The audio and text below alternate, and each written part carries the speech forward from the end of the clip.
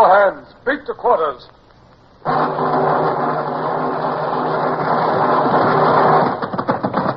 out the guns. Stand by the starboard battery. One broadside into it, if you please, Captain Bush. Pointers on target. Linstocks ready. Aye, aye, sir. Ready. Fire!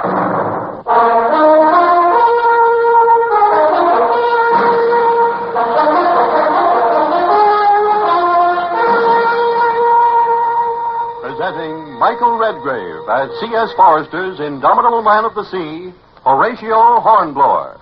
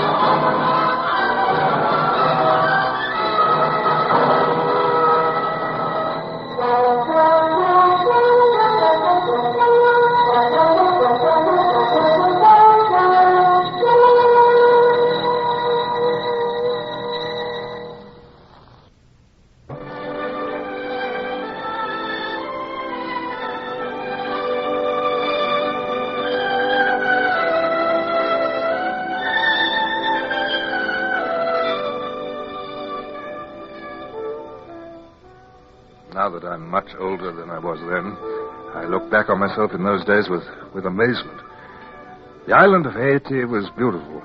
A paradise of blue water, green hills. Parrots and cockatoos flashed brightly all around us. But I gave them no heed. Standing on the ramparts of that captured fort, my whole attention was centered on the telescope which Lieutenant Bush held tight to his eye. I yearned to have a chance at it myself, but he was my superior. A man can't thrust himself forward, even at such a time as that. Lieutenant Bush. If you're not using the telescope, sir. Oh, yes. Much good it does. Anything? No. What of the Spaniards across the channel? I can make out no activity, sir. Who's in command there, Hornblower? You speak their lingo. Our prisoners have told you. Well, the captain, general, is named Villanueva. Second in command, Colonel Ortega. A fine kettle of fish. The Dons holding one side of the entrance to the bay and we the other. Well, what do we do now? Captain Buckland ought to be here. He's the one to say. Yes, sir. Eh? Oh, yes. Don't say very much, does he? Well, Oh, I know what's in your mind as well as mine. He shilly-shallies. Sir? Yes? There's a sail. It's the Renanza. Oh, how soon will she make the channel? Well, it's heavy going, apparently, sir. I'd say a matter of 2 hours, possibly. Lieutenant Bush, sir. Mr. Davy sends his compliments. He says the Spanish vessels up there in the bay are growing busier than ants round a honeypot. The merchantman? Hornblower. Oh, this way, sir. We can get a clear view from over here, sir. He's right. They're going to try to slip past us. Once clear, they'll scatter like sheep. Oh, why doesn't Captain Buckland get here?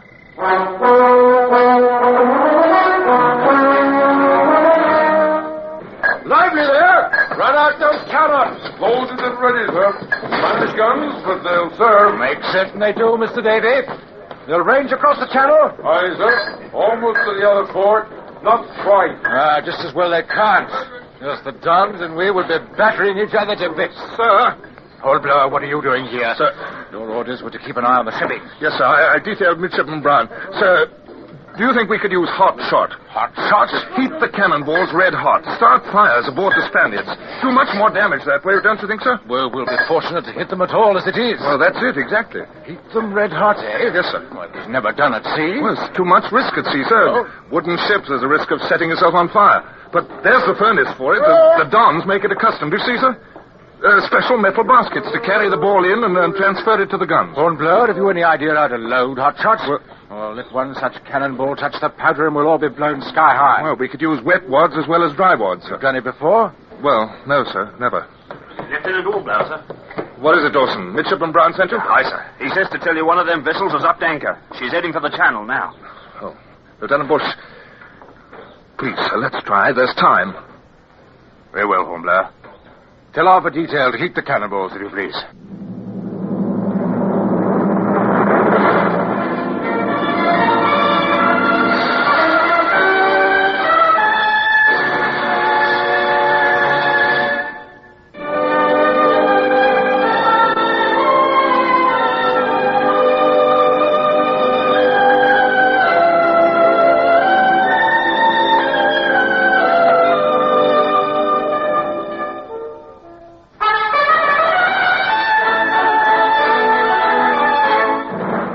Number 4, number 6 gun over, Mr. Davy. Number 3 is short.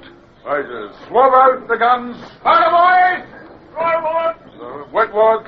Ready, bring the balls! And careful there. Number 3 gun. More elevation. Ready, Graham! Linstock's ready. Fire! Fire!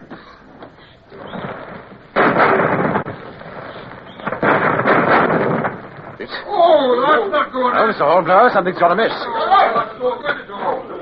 Number 4 gun.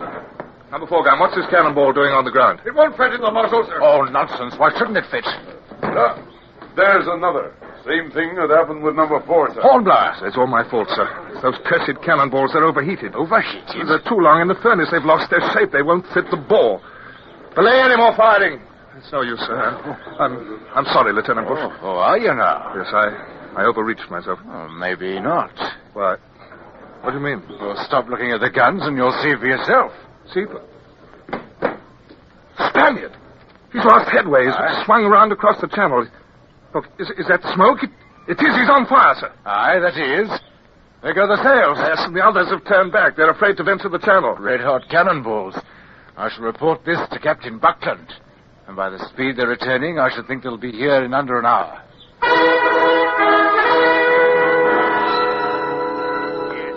Yes. Very good, Mr. Bush. Another of young Hornblower's bright schemes, I understand. Quite. Sir, I only made mention of it. And proper that you did. But a man can become a bit tired of... Oh, well, never mind. My commendations, Hornblower. Thank you, sir. What's that? It's not one of ours, sir. No. Spanish bugle. But the Lord Harry, if it's an attack. Quickly, outside. We must see. Oh, on the parapet there. An attack? No, sir. What is it, then? What is it? Well, I'll be damned. A small boat. Aye, sir. Coming over from the Spanish side. Using the bugle so we won't open fire on them. And why not, Mr. Davis? Sir, if you please, they're flying a white flag. They must want to parley. I suppose they do. Oh, very well, Mr. Hornblower. You speak Spanish.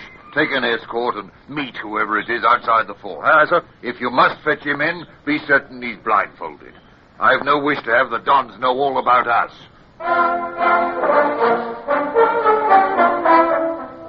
You bring an offer of surrender, sir? Surrender? My terms are unconditional surrender. Sir, you mistake me.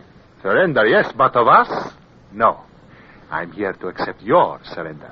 Our surrender? Colonel, I've no time for It jest. is not a jest, sir. Well, nonsense, all the same. Look about you, Colonel.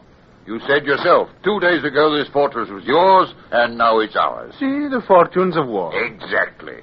It's in our hands. Your shipping is bottled up. Sir, if the captain will permit. You are not used to this climate, are you? What's that to do with your request? A great deal. Believe me, one must be accustomed to this climate to stay alive in it. What are you driving at? I speak of the dreaded vomito negro. What's that? Vomito negro. The... Oh, how do you say? Lieutenant, if you would be so good, my English fails me. Well, Hornblower? Sir, Colonel Ortega means yellow fever. Yellow fever? Yes, sir. Vomito negro. The colonel says they're used to the climate, but we are not. Yellow fever, he says, and he says it's bound to strike us. See, most certain. A most dangerous illness. There is much here among the natives. The Captain General Villanueva suggests that you abandon this fortress at once. We shall make no attempt to stop your withdrawal.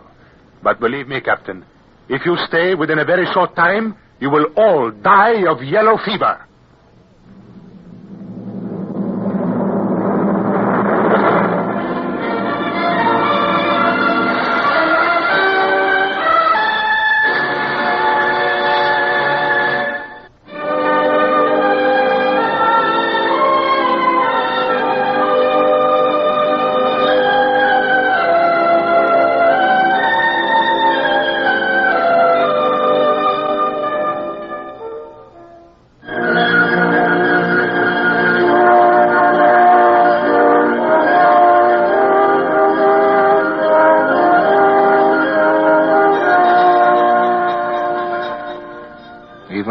So many years later, I can close my eyes and see it before me again.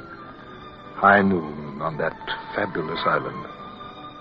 There was no wind. The Spanish flag across the bay hung idle on the flagstaff just as ours did. Colonel Ortega had long since returned across the water. But nothing moved, except the birds. The black butcher birds wheeling above us. The brilliant cockatoos and parrots. And even they, like us, seemed to be panting under the heat. The tremendous noonday heat of the tropics. Hey, what in the world? Oh, that lot of men over beyond the parapet. Well, it looks like one of them has gone berserk. Right there. Look, we'd best get over there. No, I won't risk it. Let go of me. Suddenly stop your mouth. Yeah, what's going on? Yellow fever, that's what will strike us if we stay. Yellow fever. Silence! Mr. Davy, you should have quieted him before I found it necessary to do so myself.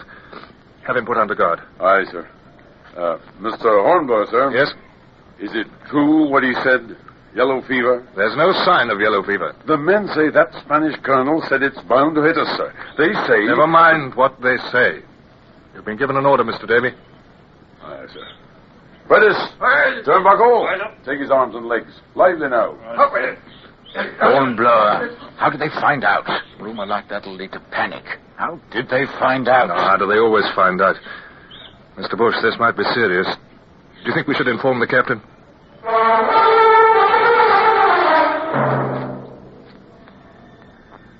I stood by as the captain and Lieutenant Bush talked it over, their faces grave and worried. Something had to be done. To withdraw would mean defeat. More than defeat. Disgrace. From the narrow, barred window that overlooked the bay, I could see the Spanish vessels at anchor. We were on the tip of a narrow peninsula that jutted out to form one horn of the bay. The ships were far back at the base of the headland. Now, if there were only... Well, it's perfectly clear to me what we have to do. I know, sir, but if there are... Captain Buckland, sir. Hornblower, pray do not interrupt. No, but, sir, If you please, Mr. Hornblower. Yes, sir. Bush, I'm afraid we're done. Now that the men are aware, there's no hope for us. No, sir. We'll have to do as the Spaniards have told us. Will you please make the appropriate signal to them? We shall embark for the Renown... Captain Buckland... Hornblower! Well, what is it now? We could move a gun overland. A gun? Yes, sir. Oh, not one of these from the fort. No, I should hope not. 24-pounders, 2.5 tons each.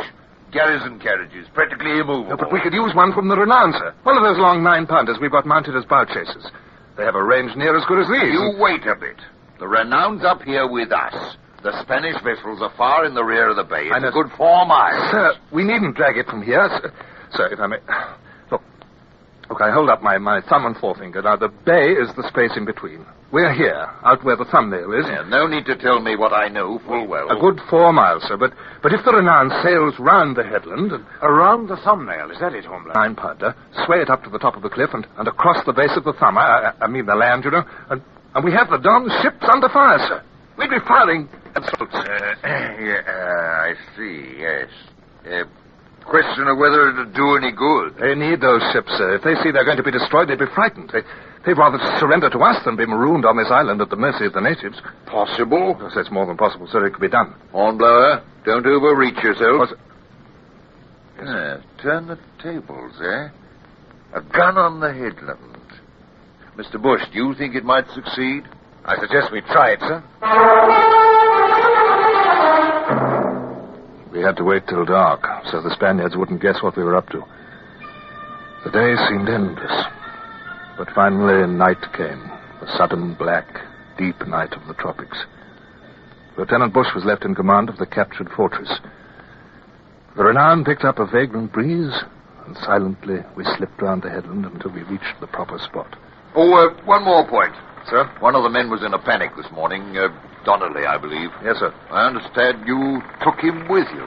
Well, I made a particular point of it, sir. You see, he's ashore with Davy now. But why him?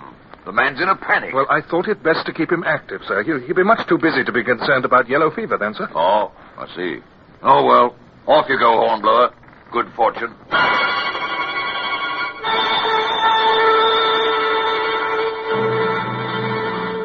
It needed more than good fortune. In the darkness, it was hard, cruel work. With slings and ropes, we swayed the gun up from the launch and manhandled it over toward the bay. There were swarms of gnats and mosquitoes, and every sound in the thick, heavy growth around us made us wary of natives and savage beasts. But we saw none. By dawn, the gun was in position, and we waited. 7 bells, sir. Yes, so it is. They've no idea we're above them, sir. They shall soon enough. You've sighted that gun yourself, Dawson. Sir, if the first shot don't hit that vessel square, you can flog me a good dozen at the mainmast. Well, I believe we can open fire, Mr. Davy. Aye, sir. Open fire! Check the target, Mr. Davy. Silence there! It's a midship, sir. Yes, square on board. Proceed, Mr. Davy. 9 more rounds. Aye. The gun crew sweated as they fired. The sound of the shots echoed off the hills. But it was more than an echo below us. On board the Spanish vessels, men struggled frantically to sever anchor cables and get out of range. The ship on which our gun bore became a smoking wreck, a mess of cordage and shattered timbers. The firing went on. 6, 7...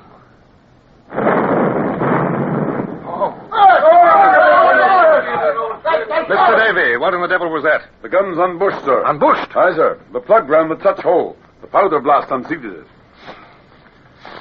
Yes, I see. Can't fire another round with that. Shall we jettison the gun, sir, and retire back to the ocean side? No. But we haven't got another plug. Mr. Davy, the fort expects us to fire 10 rounds. Those were Captain Buckland's orders. 10 rounds, and all we've done is... Mr. Hornblower, sir. Oh, you're Donnelly, huh? I have a spare plug with me, sir. I can get it fitted in with a bit of time. Good man, you can? Yes. No more worry about yellow fever then, eh, Donnelly? No, sir, only about the gun now, sir. Here it is, sir. It may take a little while. I'll have to find it down.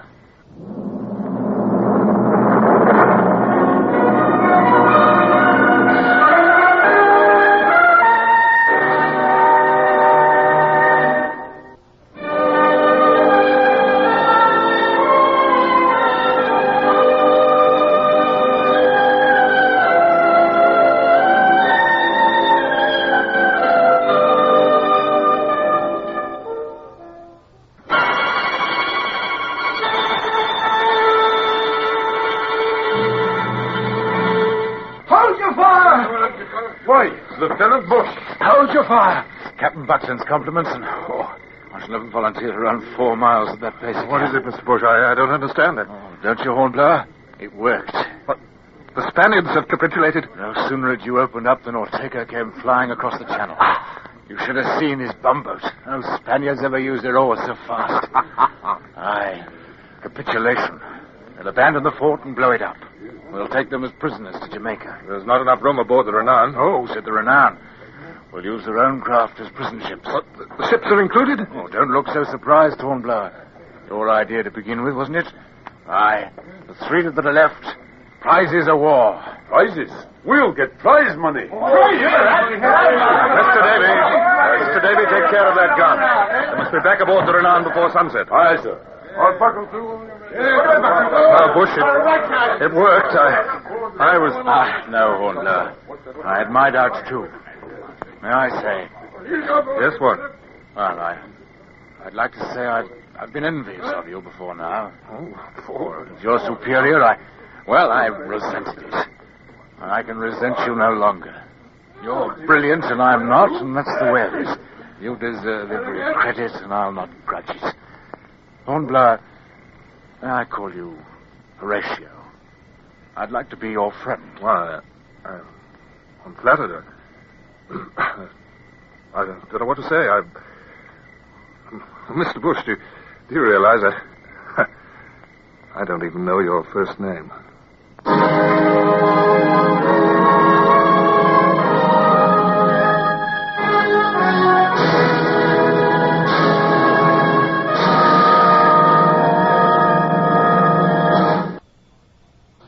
Horatio Hornblower, starring Michael Redgrave, is based on the novels by C.S. Forrester. Music composed and conducted by Sidney Torch. Produced by Harry Allen Towers.